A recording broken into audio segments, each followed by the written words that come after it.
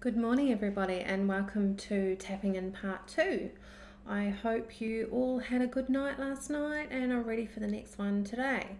Today, we are going to be going over how to employ someone with a disability or impairment, and we'll be going over the DES providers, which are the disability service providers. So, welcome everybody, and if it's your first time here today, a very warm welcome to you. We run 6 parts to this webinar, so 3 days a week we have 3 sessions, and then the next week we have another 3. So this is part 2, and it goes all the way to part 6. So I hope you've all got a pen and paper, grabbed a coffee, something to eat along the way, and we will get started. First, we'll just do an acknowledgement of country. 30-Foot Drop acknowledges the traditional owners of country throughout Australia and recognises their continuing connection to land, waters and the community. We pay our respects to the Indigenous people, their cultures and beliefs, to both elders past and present. 30-Foot Drop funding. 30-Foot Drop would like to acknowledge the Department of Communities Disability Services for funding this and many other initiatives. Without their support, so many projects such as Two Wise Monkeys wouldn't see the light of day, and we'd be much more poorer for it as a community. This workshop is part of a Realities and Advantages of an Access and Inclusion grant awarded to 30-Foot Drop as part of the Information, Linkages and Capacity Building grants for 2018 and 2019. Okay, we will now go over some 30-Foot Drop Two Wise Monkeys housekeeping. Unfortunately, we do not have all the resources to monitor all of our live streaming viewing. So what that means is we can't chat through to you guys through all of these platforms. But if you did want to chat with us, head over to our website, which is the link below this video, www.30footdrop.com.au, and hit the live button on the website and you can chat with us, ask any questions you like along the way, or you can leave it till the end. We'll be covering a lot of information in a short period of time, so we ask attendees if they could try and minimize any distractions. I know that that's really hard right now with some kids still being at home and the current situation. But anyway, just if you can, that'd be amazing. And also, please make sure that if you talk about 30-Foot Drop or you talk about Two Wise Monkeys workshops, please tag us and share this information with people. The more people that we can reach through our messages, the better we will be as a community and more changes will be made. Also, if you know anyone that might be interested in doing one of these webinars, let them know. They can book into the next one. They won't miss out. We're running these until June and they're all recorded.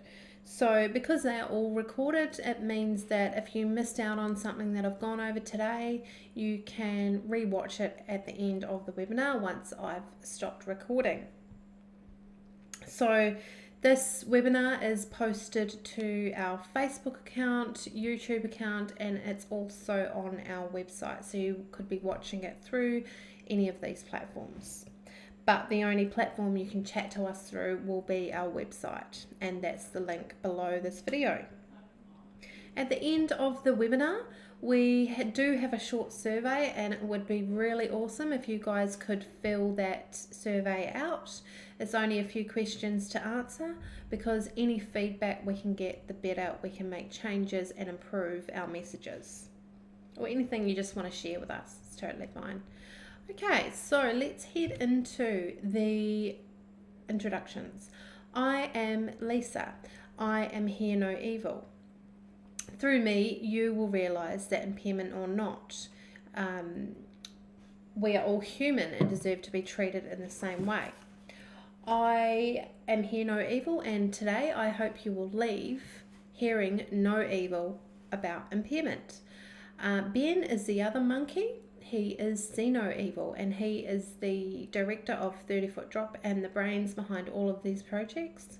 He is doing amazing things, and our messages are getting heard, and it's thanks to him that things are changing. So I will let him tell you his story when he joins us next. So today, my story is more of a hidden impairment. When I was 8 years old, I was diagnosed with mild dyslexia. Teachers used to hit me on the head, read out my low marks in front of my classmates, and make me feel completely dumb and unworthy. And back then, for a girl, that was pretty hard to take, especially when there probably wasn't as much knowledge around it as there is now. But I was determined to succeed, and I felt like I did in the end when I found my passion was in art and photography. So I realized that, I'm semi-okay at it, and I followed that. So if you know anyone with dyslexia or a learning disability and they feel like they're struggling and they do feel dumb and unworthy, well, maths and spelling, you don't have to be amazing at maths and spelling to succeed in life. I went down the creative road and ended up doing really well. I've travelled all around the world with my arts diploma. I have a counselling diploma, and also I have a museum grade artwork diploma where I can work with museum grade artworks. I organised exhibitions, marketing, everything to do with exhibitions. I've also had my own exhibitions selling my artwork and photography. So don't let that put you off trying to get where you need to be in life. It's just a matter of finding what your passion is, what you're good at, and going with that. So let's move on to the third monkey. Isn't there supposed to be 3 wise monkeys? Who is Speak No Evil? You guys can take a little guess as to who that could be today. Did you guess right? Yes, it is you guys. And today's aim of the workshop is to turn you into that wise monkey. We'll begin on a journey of realizing impairment or not, that we are all equal and we deserve to be acknowledged and treated in the same way as everyone else, no matter what our disability or impairment is. Such an important message. And if you guys are interested in really becoming that third monkey, we now have these beautiful t-shirts. I'm trying to get it in the camera, available for everyone if they would like to purchase one. They're available on our website. Just go onto the shop button. That we have kids sizes from size 6 to 5XL. So they are there and they're available in white or black, and they're so popular. Okay, let's now head on to the next step, which is outline and method. So how are we going to get you started on the path of a wise monkey? Well, there's a lot to learn about people with impairment and how to employ these amazing people within your business. First up, we're going to look at disability employment service providers, what they are and how they can help your business. After that, we will go through 5 tips on how to prepare your business to employ people with a disability or impairment. To finish up, we will have an open forum chat session where you can ask any questions, but like I said before, feel free to ask any along the way if you do have any. So how are we going to cover this? What will our teaching method be? The answer is fun, open and honest discussion. If we can't be open and honest with each other about disability and impairment and the changes that need to be made, then those changes aren't going to be made. So we all need to come together to make these changes. And yeah, just remembering that none are off limits. You'll notice on the screen that there is very little written content, and that is because we want you guys to feel comfortable and it to be easy to follow. And that includes people with different impairments like hearing impairments, vision impairments, and people with learning disorders as well. We don't want too much complex information on the screen where people are getting confused and lost, and we don't believe in death by PowerPoint. So that's why it's nice and simple, easy to follow. And once again, if you have any questions, just let us know. Okay, next we will head into terminology and review. So we're going to review some of these words. The words we will be reviewing are disability and impairment, and then access and inclusion. And a lot of people think that these are sort of the same thing, whereas they're not. First up, we will look at impairment. Impairment is an injury, illness, or congenital condition that causes or is likely to cause a loss or difference of physiological or psychological function. In short, your impairment is your medical diagnosis. So my medical diagnosis is that I have mild dyslexia. A disability, on the other hand, is the loss or limitation of opportunities to take part in society on an equal level with others due to social and environmental barriers. It is, as the word implies, something that makes you unable to access or participate in something. So for me, an example of that would be too much wording, complex information, or sometimes stylized script can make it hard for people with a learning disability or dyslexia to understand, which then makes it hard for me or other people to get the right messages that we need to use your service. And this is especially important to know because some people's impairments are hidden. You wouldn't necessarily know that I have this type of impairment unless I told you, or unless I did get stuck with something and I had to ask more questions. But it's just something to look at on your website or on your marketing and stuff like that, just making everything easy and simple. I mean, let's face it, no one likes complex information where you have to try and figure out how to do something or what's going on. And some people with severe learning disorders wouldn't even know where to start with that, or they would just give up. So we need to make it easy for everyone, and it suits everyone to be easy. So I hope that all makes sense, the difference between disability and impairment. Next, we're going to go through access and inclusion. Access refers to the removal or reduction of physical barriers to participate in activities and functions of a community. It is at its core focuses on the physical world around us and can be assessed with a checklist. So you can have a business cafe or something like that, and you can go around your cafe and check, are the doorways wide enough for someone with a mobility scooter? Is there a step? Can someone get in through the door? Are you up on a hill? Can people even get to your business? So those people that can't get to your business are missing out on using your service, and you're also missing out on them.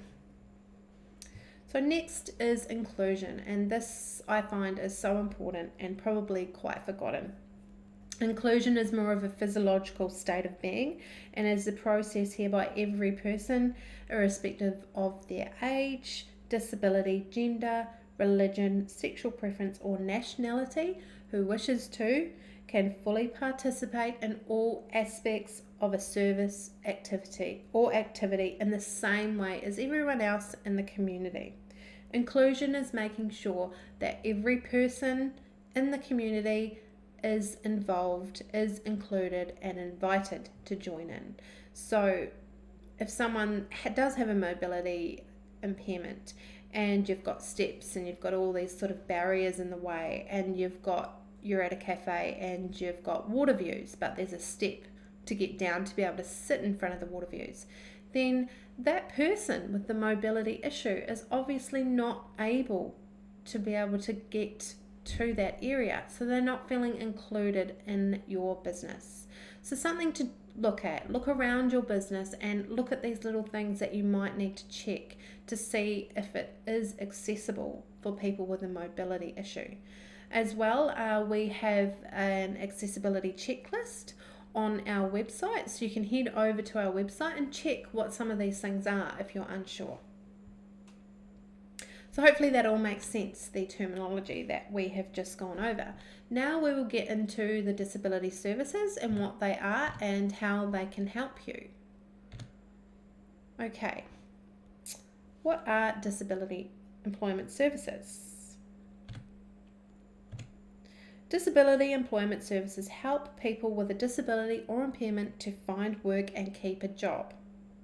Providers of disability services are called DES providers for short.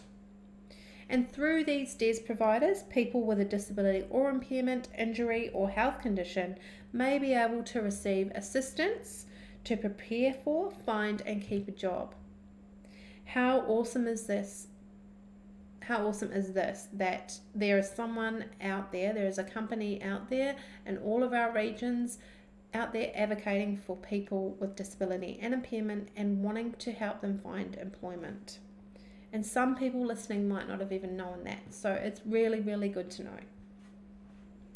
DES providers are a mix of large, medium, and small non-for-profit organisations that are experienced in supporting people with disability and impairment, as well as aiding employers to put in place practices that support the employee in the workplace. So there's lots of support out there. It's not just for the employee. The employer still gets support as well from the disability employment services. So if you're out there listening and you are having trouble finding a job and you do have a disability or impairment, please contact your local DES provider, as they will be able to help you and they will make sure that they find a job that suits your needs. They're not just going to put you anywhere. Okay, let's head into how DES providers are funded. DES providers are funded from the government, by the government. Providers receive payments for helping participants to find and maintain work. Payments are structured so that providers earn more funding when they place more people into lasting employment. So it's going to work both ways. They're not going to put you somewhere that doesn't suit you, because then no one gets paid. They're going to make sure it's going to work. This definitely acts as an incentive to make sure that the best possible matches are made.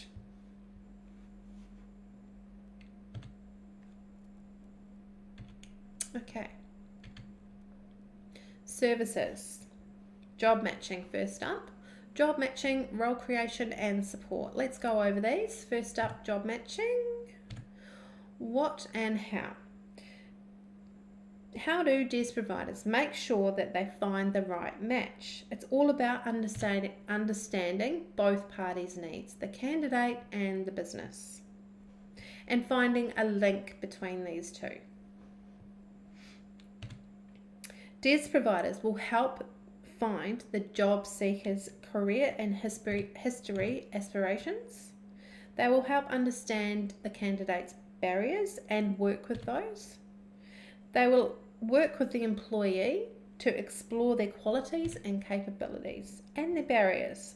They will also get the candidate's job ready through work experience, training, volunteering, making sure that the candidate is as job ready as they possibly can be.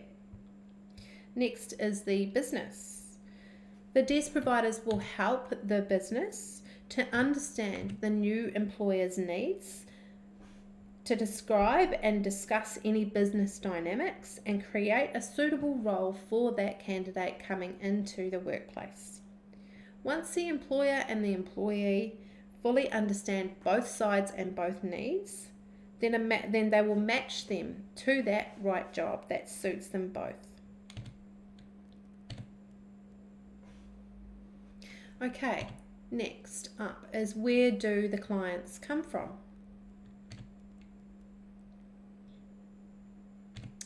DES candidates are not forced into employment. In saying this, you haven't got someone that doesn't want to be at the job. They are already actively looking for work because they have approached the DES provider because they do want to work. And the DES provider has gone through all the questions and the capabilities of that person to see what is going to suit them best.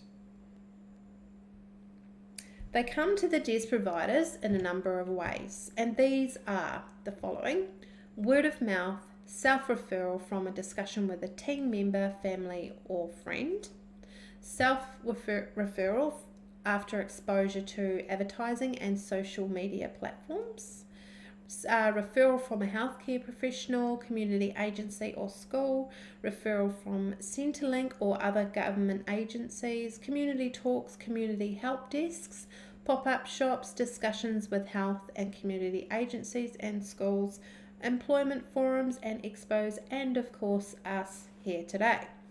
So there's various ways that people can find out about the DES providers, and it's just a matter of finding out which one is closest to where you live and going in and chatting to them. Okay, let's head into role creation and job carving, which is something that the DES providers and the employer can help with. This is all about improving the business's efficiency. Finding tasks that can be done by someone less qualified and cheaper, allowing the more qualified to continue being productive. And this is something that probably gets lost in a lot of businesses. Oh, we don't have time to sort that out. We don't have time to train anyone. But at the end of the day, as you'll see with the job carving, that once it's put in place, then it's going to work out better for everyone. And I will now read an example of this. Okay, so there are 4 mechanics employed at a workshop. They spend the last 30 minutes of each day cleaning up the workshop. During this time, they are not creating profit and costing a total of 2 hours wages. Employing someone to come in for 2 hours a day at the lower rate will allow the mechanics to continue generating profit for the business. So how amazing would it feel as a business owner to employ someone that really, really wants to be there and really, really wants that chance and that job? And how beneficial would it be to you to know that you have saved money by employing this person who really, really wants the job? So it's going to work out both ways. It's going to make the person looking for the job happy, and it's also going to save you money, making you happy. I noticed the other day in the Good Guys that they had a guy in a mobility scooter working there. And it was just so nice to see that they were being inclusive. He was happily chatting to customers about the products that they sell. He was approaching people were approaching him, and it was just really, really great to see, and we really need to do that more. It needs to be seen more often. Every single human being deserves that chance to earn money for themselves and to feel good about themselves, that they are contributing. Everyone wants to contribute to their own family or their own self-worth, and that gives you self-worth. Working gives you self-worth. You're doing something, you're bettering the community, and you're bettering yourself. Okay, let's go through the support that how the DES providers offer and support you as an employee and as an employer. As well as job matching and role creation, DES providers also offer the following 2 free services. They are candidate support and application assistance. Okay, DES providers will support their candidates in their role by on and off regular site visits to ensure that the candidate continues understanding the employer's needs and expectations. They also look for any extra requirements for assistive technology for both parties, for the employee and the employer. They monitor developing requirements to maintain that performance. They deal with any questions swiftly, and most DES providers will be contactable by outside of the office. So if the employee needs to get hold of their DES provider, they'll be able to contact them, and the same goes for the employer. Once again, you will not be left alone once you've hired your employee. You will not be ever left alone to deal with anything. You have got that support of the DES provider right there all the time. Okay, so how to get started. DES providers, get in touch with your local DES provider in your town or region. Provide them with the required information and employ a matched candidate. The DES providers will gather the required information. Sorry, I missed that one. The DES provider will gather the required evidence for starting and organising the employee. Fill out the paperwork and any other requirements in order to proceed with the employment. And how less stressful would it be if the DES provider is gathering all the information, filling out all the paperwork? So that's another positive for you as an employer. You don't have to do all of those things. You can if you want to, but the DES provider is there to fill out all the paperwork, sort it all out for you, so that it gives you more incentive to employ that person. They just want to make it as easy as possible. So let's go to preparing your business for the employee. And this, we have 5 tips to go over, and they are candidate selection, awareness training, accessibility, induction and mentoring, and post-placement. So, now that you've committed to employing someone with a disability or impairment, what is next? Here are some tips to ensure that your employee reaches their full potential at your business. First up is candidate selection. As with all hiring, it's important to get the right match. A person's disability may be quite irrelevant to the kind of work required, which means people with a disability or impairment are employed all across the board. Using a DES provider will give you a far wider talent pool of people with objective and relevant advice when making your decision. Disability awareness training within your business. Many people are apprehensive about dealing with a new team member that lives with a disability or impairment. Conducting targeted training for your staff can address these questions and help people be more confident in working with their new colleague who has a disability or impairment. This promotes positive attitudes and teamwork and ensures everyone is treated equally and fairly. Funding is also available to run some of these awareness training workshops through Job Access. Okay. Accessibility. Preparing the workplace so that it is accessible will allow the employee to do their job and help with a smooth onboarding process, making sure the person with the disability is involved because they know what works best for them. Their needs will vary depending on the employee's disability or health condition. Funding is available also for any modifications that you might need to make at the workplace so that it's easier for the person to get around, or there's, they can implement screen readers.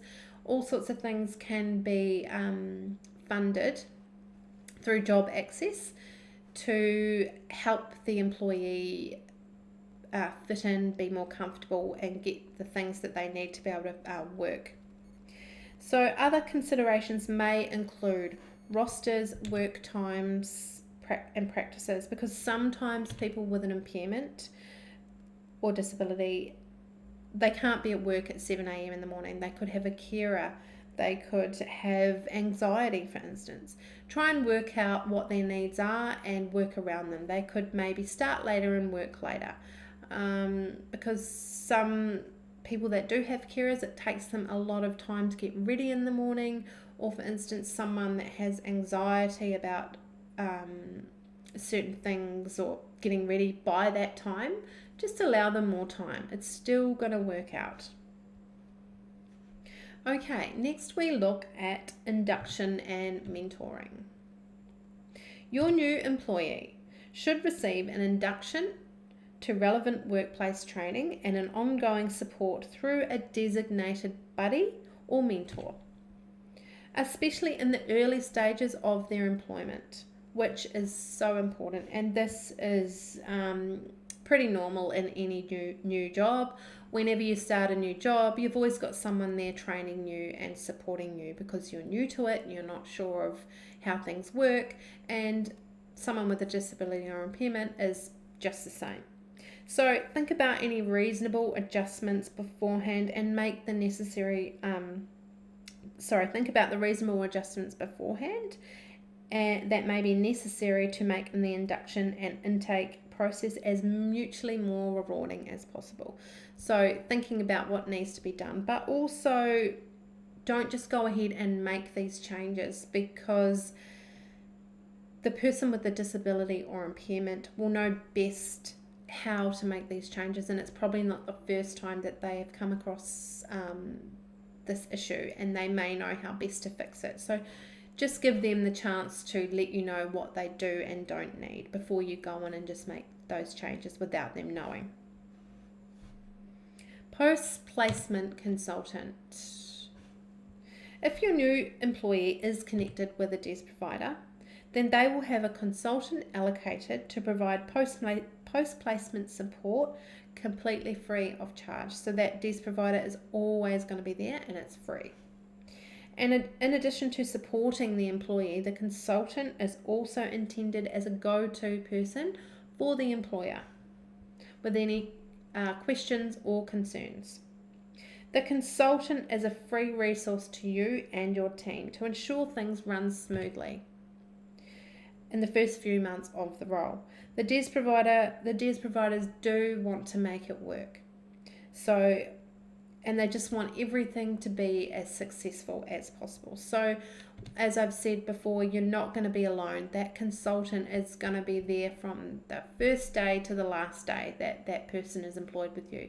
They are always going to be there to support both sides and make things work for both sides. And if you have any issues, go to them first, maybe before you approach the employer. See what the best thing is to do, because we want to make it work. And they are amazing, and they are all over Australia, and they're all here to help. And I hope that from watching this today, it has really made you, as a business or service, want to contact a DES provider to hopefully find a new employee for your business. And you could be wanting to be that new employee, and you haven't even heard of a DES provider. Go and find out who they are within your region, and they will have the perfect job for you. And it's not going to be something that you don't want to do. You're not going to be forced into anything. It's an amazing thing that they are doing, and we really hope that our messages are getting out there to make these changes so that we see more people out there with disability and impairment employed in more businesses. So that is this morning. That is webinar part 2. I hope you all enjoyed it today. I will be doing another one tonight at 6 p.m. But right now, I'm going to ask anyone that has any questions to please send me your questions. Head to the link below this video, www.30footdrop.com.au. Go to the live box and send a message. If you do have to go, it's almost lunchtime. Well, yeah, almost lunchtime. If you do have to go, that's totally fine. Please join me for webinar part 3 tomorrow. Oh, sorry, not tomorrow, on Tuesday. So we'll be doing 3, 4, and 5 next week. So please book into those and tell anyone that you think may be interested to please come and join us. Right, okay, I will hit the question button now, and I will see you all very soon.